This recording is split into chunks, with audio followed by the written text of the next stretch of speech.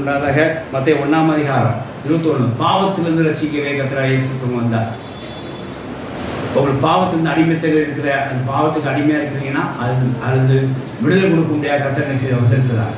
அவர் அதுக்கு ரட்சிப்பாக இருக்கிறார். ஏன்னா அவரோட பண்பாக இருக்குது. வாசிக்கலாம் மத்தேயு.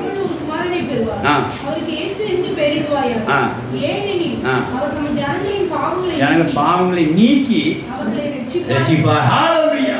இங்க ரட்சிப்பு வேலை செய்யுது. ஆனா எப்படி வேலை செய்யுது? இங்க கர்த்தருடைய ரட்சிப்பு வேலை செய்யுது. எப்படி வேலை செய்யணும்? பாவங்களை நீக்கி வேலை செய்யுது. உங்க பாவங்களை நீக்குன்னா யாராலையும் உங்களுக்கு ஹெல்ப் பண்ண முடியாதுங்க.